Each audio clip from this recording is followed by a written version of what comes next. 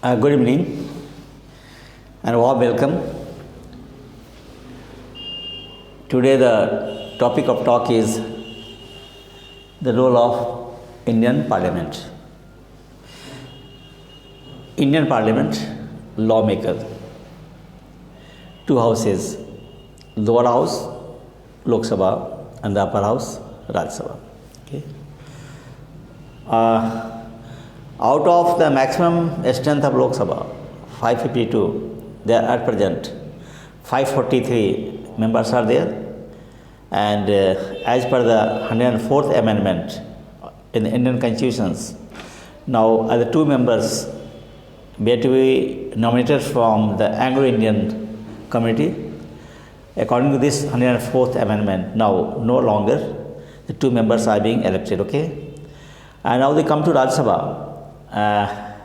The maximum strength of Raj Sabha is 250, and out of this 250 maximum strength of Raj Sabha, so-called the upper house, okay, the guardian of the parliament, there are only 245 members are there at present. Okay, say something more about the Indian parliament.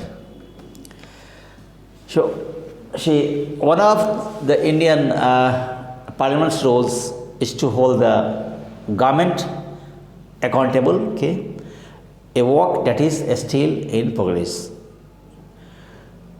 Colonial India, that is the India during the British days, commencing with the Montagu-Chelmsford reforms in 1919 and followed by the Government of India Act 1935, okay, witnessed a limited adult franchise with about 15% of the adult population entitled to vote, subject to wealth, property, and other criteria.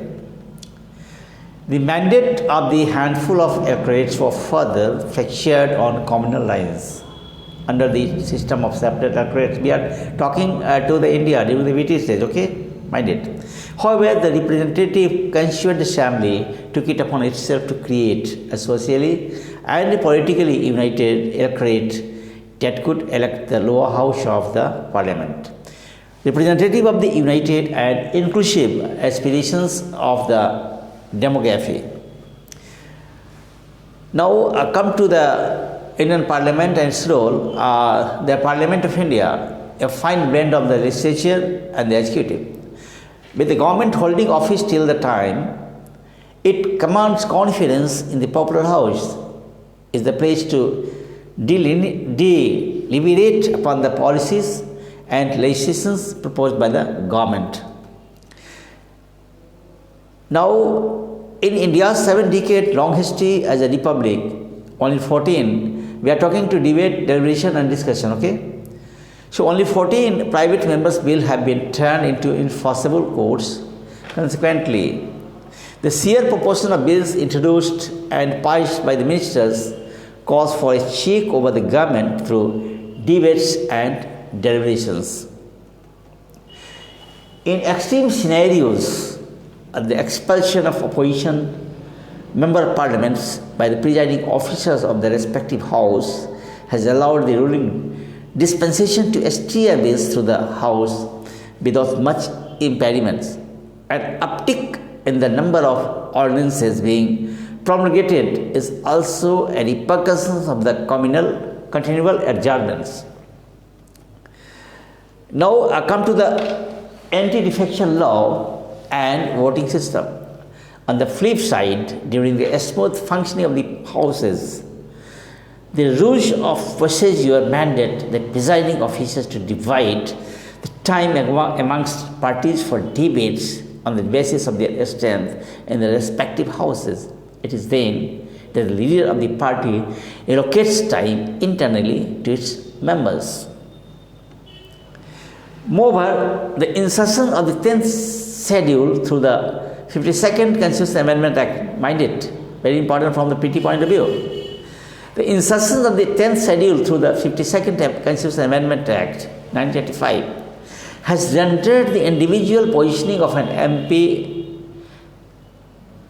toothless. It is the political positioning of the party whip in the House that prevails over the interest of a constituency represented by its respective member of parliament. Moreover, a major chunk of the bills in the parliament is passed using voting voice, or so-called the voice voting, when compared to the much more reliable division voting that can record the response of each member, including abstentions.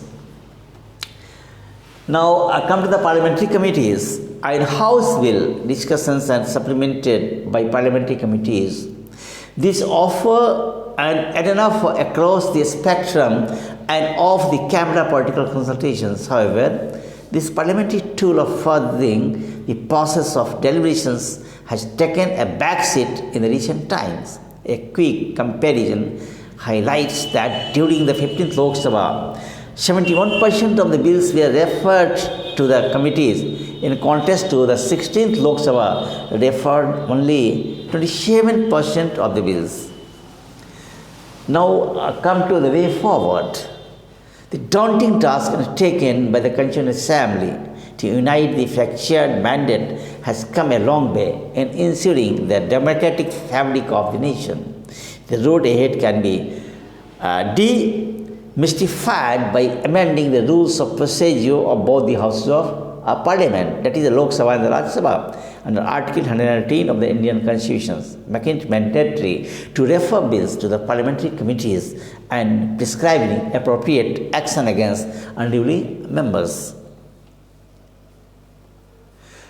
Besides, relevant amendments to the Constitution of India, including the 10th schedule, can go a long way in fulfilling the task of upholding the Constitution that we, the people of India, gifted to ourselves in 1949.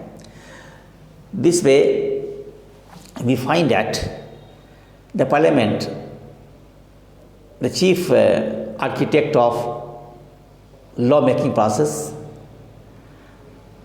and now the Lok Sabha, its members, there is a voting system, and that's why ultimately Lok Sabha members are being elected by the election, and where so-called the voting age group in our country take part in the election process, isn't it? So we say that now ultimately the power of the country is invested in the hands of the citizen of the country, right?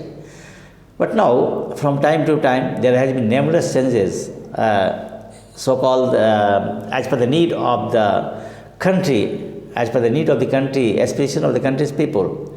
From time to time, various rules have been framed by the Parliament to make benefited the citizens of the country, isn't it?